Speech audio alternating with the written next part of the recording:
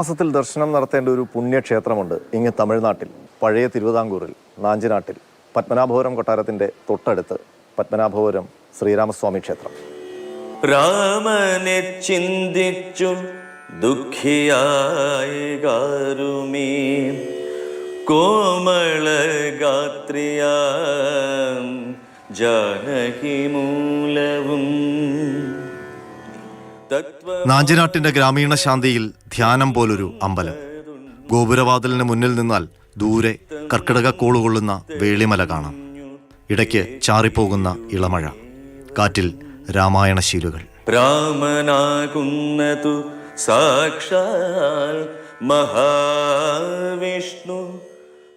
1744 മാർത്താണ്ഡവർമ്മ മഹാരാജാവാണ് ഈ ക്ഷേത്രം നിർമ്മിച്ചത്.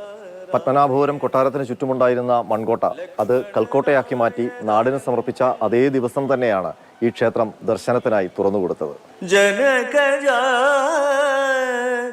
ശ്രീരാമസ്വാമിയാണ് പ്രധാന പ്രതിഷ്ഠ. സീതാദേവിയും ലക്ഷ്മണസ്വാമിയും ഹനുമാൻ സ്വാമിയും ശ്രീകോവിലിൽ പ്രധാന പ്രതിഷ്ഠയ്ക്കൊപ്പമുണ്ട്.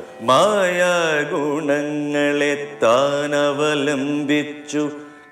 കേരളീയ വാസ്തുശില്പ മാതൃകയിലാണ് ഈ ക്ഷേത്രം നിർമ്മിച്ചിരിക്കുന്നത്.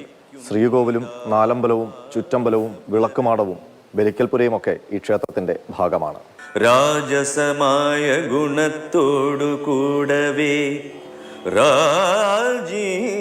ഇന്ന് കർക്കിടക മാസാരംഭം, ഇവിടെ ഇത് ആടിമാസം. ഈ ഒരു മാസം എല്ലാ ദിവസവും രാവിലെ ഈ ക്ഷേത്രത്തിൽ രാമായണ പാരായണം ഉണ്ടാകും. പക്ഷെ അതുമാത്രമല്ല ഇവിടുത്തെ പ്രത്യേകത. സത്വപ്രധാനനായി കർക്കിടക മാസത്തിൽ മാത്രമല്ല ഇവിടെ രാമായണ പാരായണം. വർഷത്തിൽ എല്ലാ മാസവും ഒരു ദിവസം ഇവിടെ രാമായണം വായിക്കും. അത് ഏകാദശി ദിവസമാണ്. ഏകാദശി ദിവസം രാവിലെ രാമായണ പാരായണം തുടങ്ങിയാൽ അത് അവസാനിക്കുക പിറ്റേന്ന് പുലർച്ചെയാണ്. പരമാത്മാവു സാദരം.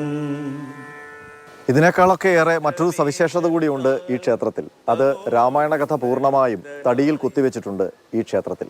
അദ്രിജാവല്ലഭൻ സംഹരിക്കുന്നതും ഈ വിളക്കുമാടത്തിന്റെ മുകൾ ഭാഗത്തായിട്ടാണ് ക്ഷേത്രത്തിന് ചുറ്റും രാമായണ കഥ കുത്തിവെച്ചിരിക്കുന്നത്.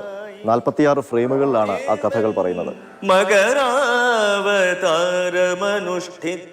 ശില്പഭംഗിയുടെ, ശൈലിയുടെ, ചാതുര്യയുടെ ഒക്കെ കാര്യത്തിൽ വേറിട്ടു നിൽക്കും ഈ രാമായണ ചിത്രണം. രാമാവതാരത്തിനായി ഭൂമിദേവിയും ദേവഗണങ്ങളും വൈകുണ്ഠത്തിൽ അനന്തശായിയായ മഹാവിഷ്ണുവിന് മുന്നിൽ പ്രാർത്ഥിക്കുന്നതാണ് ആദ്യ ശില്പം.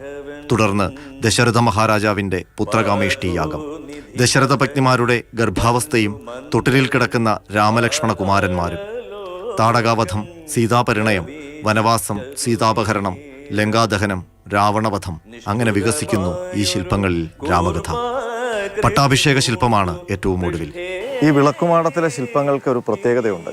അനിമേഷൻ രീതിയിലാണ് ചില ഫ്രെയിമുകൾ ചെയ്തിരിക്കുന്നത്. അത് ശില്പവിധിയിൽ അപൂർവമായിരിക്കും. ഈ ശില്പങ്ങൾ കണ്ടാൽ അതെങ്ങനെയാണെന്ന് മനസ്സിലാകും. താടകാവധവും പൊന്മാനായി എത്തുന്ന മാരീചവധവും ചന്ദ്രഹാസമേൽക്കുന്ന ജടായുവും ഈ രീതിയിൽ ചിത്രീകരിച്ചിരിക്കുന്നു. ആയുധമേൽക്കുന്നതും വീഴുന്നതുമെല്ലാം ഒറ്റ ഫ്രെയിമിൽ. നിശ്ചല ശില്പത്തിൽ ശില്പിയുടെ അനിമേഷൻ ശ്രമം. ഈ രീതിയിൽ രചിച്ച ശില്പങ്ങൾ അപൂർവമാണ്. കാലം ഒരൽപ്പം ക്ഷതമേൽപ്പിച്ചിട്ടുണ്ട് ക്ഷേത്രത്തിന്.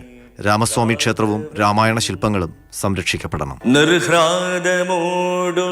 നരസിംഹരൂപമായി പത്മനാഭപുരം ശ്രീരാമസ്വാമി ക്ഷേത്രം ചരിത്രത്തിന്റെ ഒരു ഓർമ്മപ്പെടുത്തൽ കൂടിയാണ്, ഒപ്പം ദർശന പുണ്യവും. തക്കലയിൽ നിന്ന് ക്യാമറാമാൻ ബിജു വി എസിനൊപ്പം ആർ അനന്തകൃഷ്ണൻ, മാതൃഭൂമി ന്യൂസ്.